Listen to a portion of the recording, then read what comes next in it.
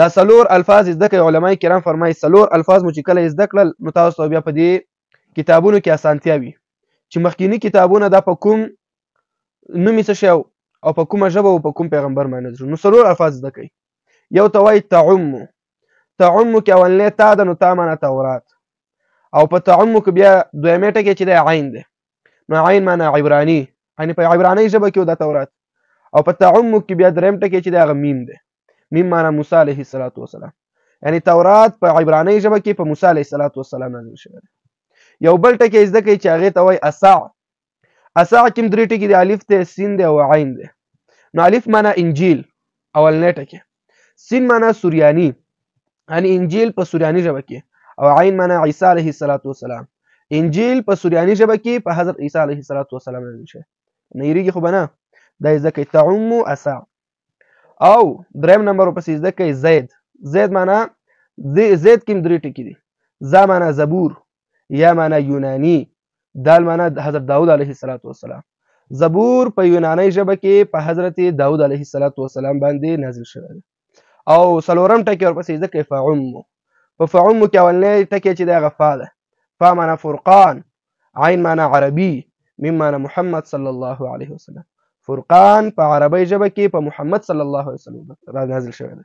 دغه څلور ټکي مو چې زده کړل دا به درنه بیا په عمر کې نه هېرېږي. تعم تا معنا تورات، عین معنا عبراني، میم معنا موسی علیه السلام. فعم فا معنا فرقان، عین معنا عربي، میم معنا محمد صلی الله علیه وسلم. اسع الف معنا انجیل، سین معنا سوریانی، عین معنا عیسی علیه السلام. زید زا معنا زبور، یا معنا یونانی، دال معنا داود علیه السلام. دا پې نازل شوی. دا ټکي زده کړئ بیا به انشاءالله په عمر کې نه هېرېږي. کله نا کله یو بل ټکی مې زده کړئ، هغې ته وایي اعیاهما. دا درته په کوم ځای کې په کار راشي؟ دا به تاسو ته هله په کار راشي کله چې موږ او تاسو واقعه د معراج اورو چې نبي علیه السلام اسمانونو ته چې کله پورته کېدلو په اول اسمان کې د کوم پیغمبر سره ملاقات وشو، په دویم اسمان کې د کوم پیغمبر سره ملاقات وشو، دریم څلورم تر اووم اسمانه پورې. نو تاسو به یو ټکی زده کړئ، هغې ته وایي اعیاهما. دا مې زده کړئ په کارېږي درته. اعیاهما کې الف اول چې دی اول الف دی، اعیاهما. نو الف په اولنی اسمان کې د حضرت آدم علیه السلام سره د نبی سره ملاقات شو.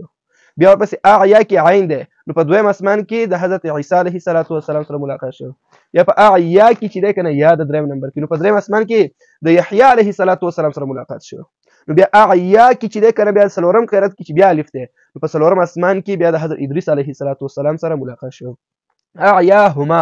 نو په پنځم قرات په دې لفظ کې چې کوم حرف دی هغه ها دی، نو په پنځم اسمان کې د حضرت هارون علیه السلام سره ملاقات شو. او هما کې چې دی بیا شپږم کوم حرف چې دی هغه میم دی، نو میم معنا موسی علیه السلام په شپږم اسمان کې د موسی علیه السلام سره ملاقات شوی.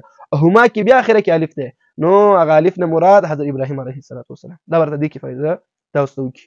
نو چې کله تاسو د معراج واقعه اورئ او تاسو ته معلومات نه کړي چې په دې اسمان کې د کوم پیغمبر سره ملاقات وشو، نو دا چې کله په یاد وي بیا ورته مشکل نه وي. اعیاهما اسع زید تعم فعم.